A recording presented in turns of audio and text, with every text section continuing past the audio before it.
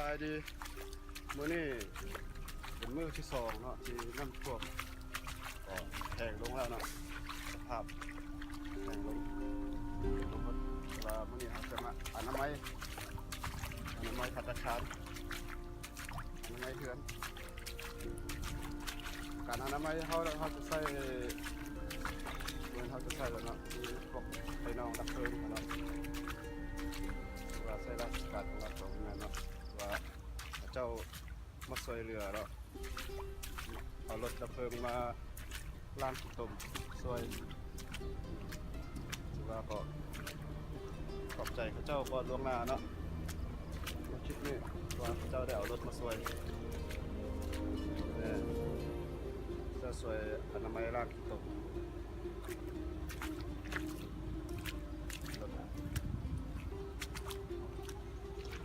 ด้านนั้นอีกคันหนึ่ง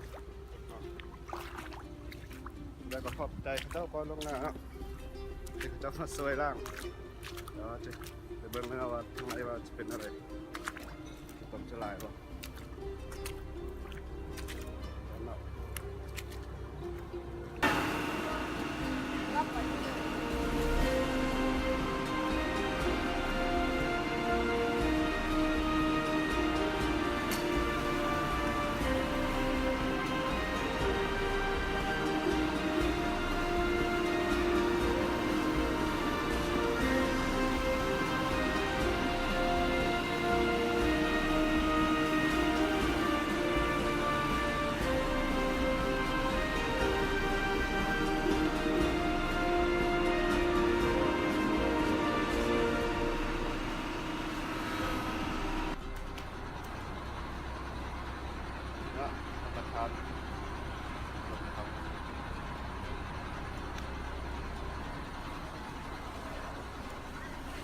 เพราะว่านี่แค่ขวดไปหน่อยนึงแล้ว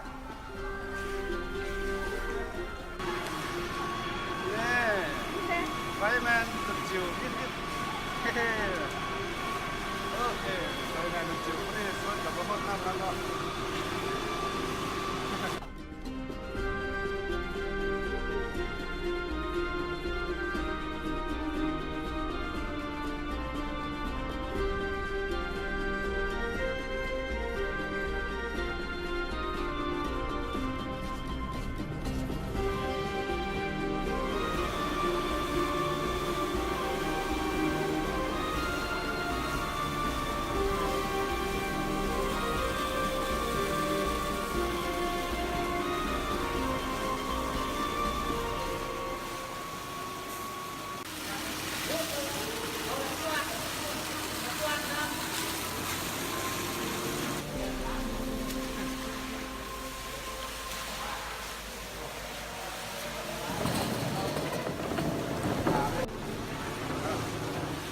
ป้องกันประเทศ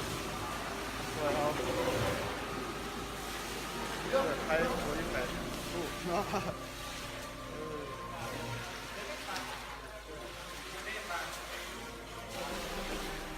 อะไรก็คิดว่าก็ขอบใจ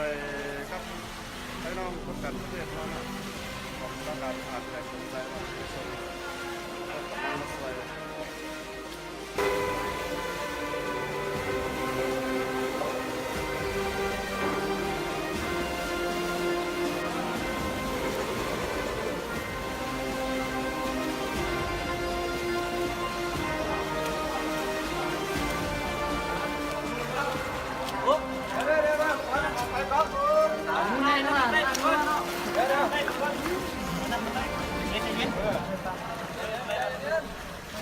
ดึงเนี่ย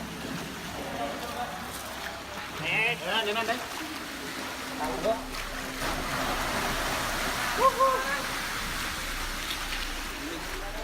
สมจะเล่นเพลงขนาดเนาะ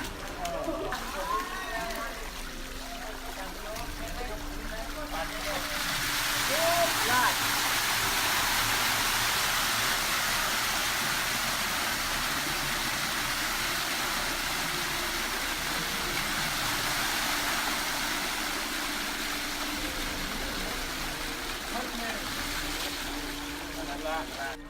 ให้น้องป้องกันประเทศของเขา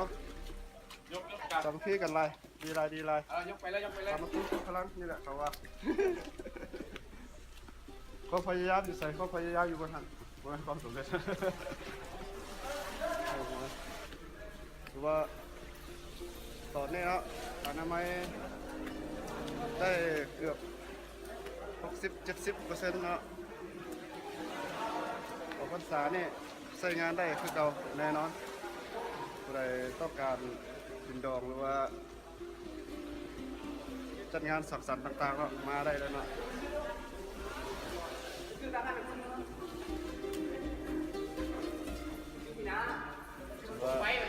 ว่า70%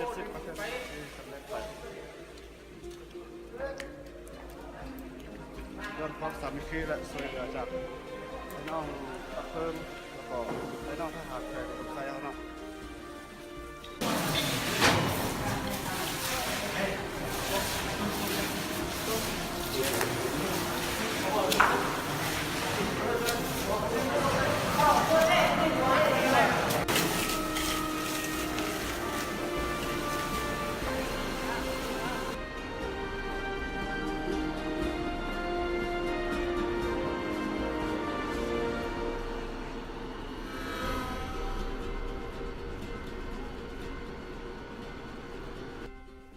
ถือว่าตอนนี้เนาะอนามัยไปได้ 90%เนาะธนาคารสามารถจัดงานดองได้ปกติเหมือนเดิมทุกอย่างถึงว่าน้ำจะท่วมแต่เขาก็อนามัยเรียบร้อยเลยเนาะเรียบร้อย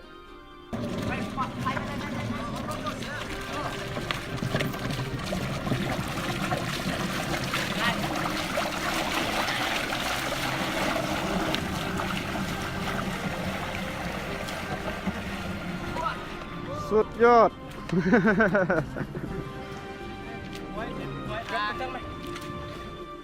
็เข้าเบิ้งข้างนอกกันเพื่อนหลายแล้วข้างนอกก็ไม้ต่อไปว่าข้างในนี่สำเร็จไปแล้ว 90%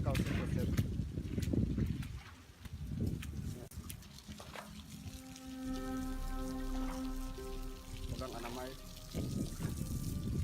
ความงามคนขึ้น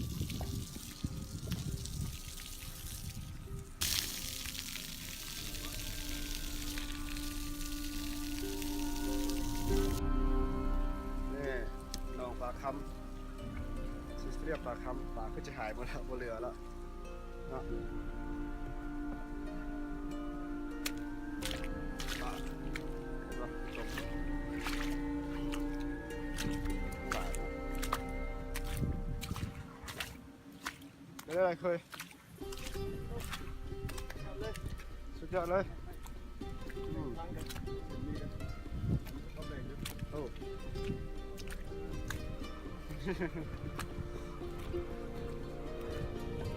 โอ้แสงสุริก็มาอยู่แต่โดนหาก็เห็นแสงสุริ ผมเพิ่งไปหาพ่อเมื่อกี้นี่ หาลูกหาเมีย มันซุกลงเครื่องไปกับคนรู้บนโต๊ะเบอร์อย่างครับ แสงสุริ โอ้ยมองมันเนาะ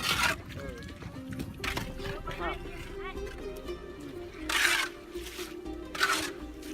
มันซุกลงไปอ่ะไฟติดแดดอยู่มาเสา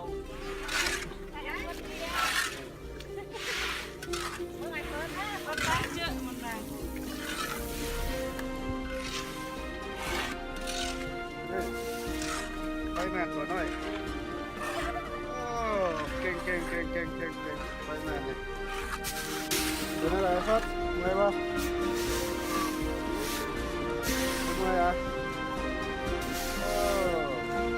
ผู้สาวเป็นไปแม่ดูแลเป็นซุปเนอร์โอ้ very good excellent เนาะ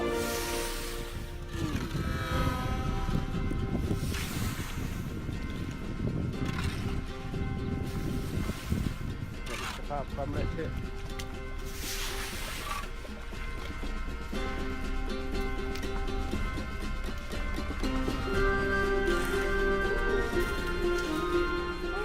เก่งหลายเอาเพิ่มว่าสำหรับค ผู้บ่าวสาวเนาะที่มาจองภัตตาคารต่อไว้เนาะยังสามารถจัดงานได้เหมือนเดิมเด้อบ่ต้องเป็นห่วงว่าน้ำท่วมแล้วก็สิจัดงานบ่ได้เนาะยังงามคือเก่าเนาะหลังจากอนามัยเรียบร้อยแล้วเรื่องสภาพ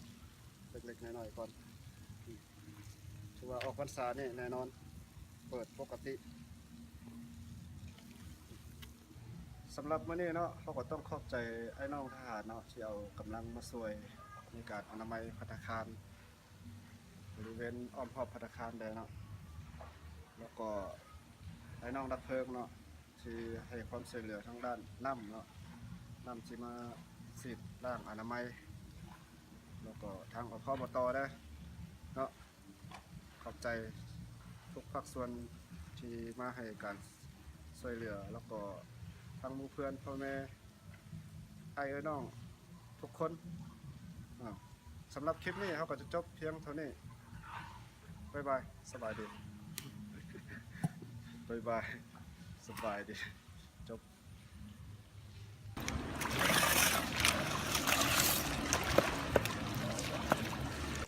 เบิ่งบาดลาดนะ สุดยอด เออ